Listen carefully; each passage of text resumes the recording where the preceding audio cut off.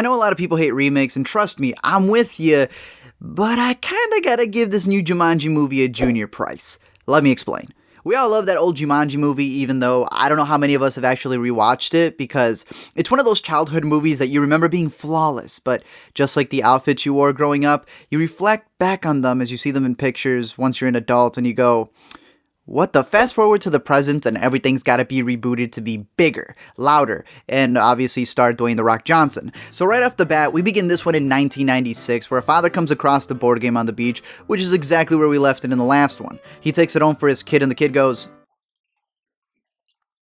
So Jumanji then decides to pull a Bumblebee and transforms itself into a Sega Genesis for the kid to play and then get sucked into.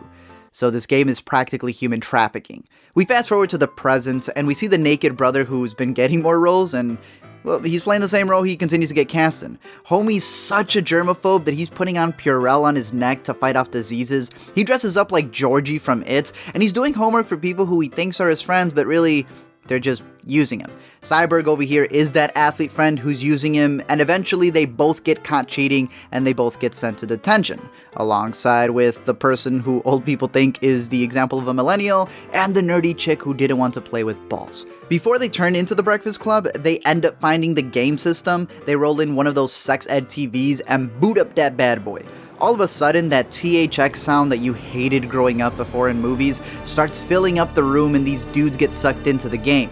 On the other side, you get the cast that's actually gonna get the poster credits, and the ones who pull, in my opinion, one of the best versions of Freaky Friday since 17 again. They realize that they've all swapped roles and are in a video game, cutscenes and all, where they need to retrieve this Emerald Dragon Ball and return it to the top of this Wakandan mountain. But then one of them dies after a game of Hungry Hungry Hippo. It's because of that that they learn that the marks on their hands are actually lives, and that in order to get out of this world, they need to maintain them or else they're just going to disintegrate and never make it back to real life. So in this world, black lives do matter. They survive long enough to meet up with Nick Jonas, who, surprise, is the kid from the beginning who's been stuck in this game for 2 decades. He's even living in that shack that Robin Williams was living in the first one, and he hasn't risked trying to move on in this game since he only has 1 life left. So the moment that he meets these people, he ends up losing that 1 life. Bethany, however, uses a cheat code and gives him one of her lives and tells him to call her by his name. At this part in the movie, all of the characters have learned to rethink their attributes. Spencer finally finds confidence in himself to be a leader. Fridge finally learns how to work with other people. Bethany won't ever complain again after having to live in Jack Black's body, and Martha learns to interact better with others as she works her DDR moves in order to help get to the next level. They end up facing Mad Max bikers, Indiana Jones snakes, PlayStation 2 graphics, and eventually defeat evil Bobby Cannavale as they get the stone to the top of Pride Rock. But then they forget to yell out Uno. Once they yell Jumanji, they officially win the game, and Nigel Thornberry over here shows up to congratulate them and send them back to the real world. And at this point, Spencer starts doubting that he'll be as confident since he won't be able to have the muscles, he won't be able to have that smolder, and they just won't respect him the same in the real world. But Martha looks at him straight in the face and reminds him that they need to go back because they have finals. They jump back to reality and they haven't even finished their detention work, but they rush to go see Alex in the real world.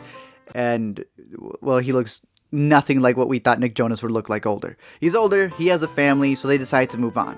They become friends in real life, they get jiggy in real life, and smash the game system so they never have to deal with it again.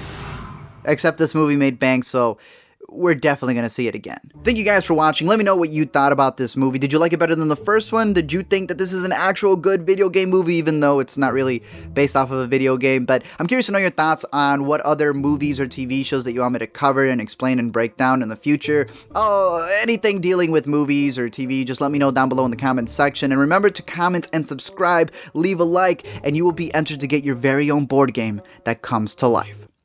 A Ouija board.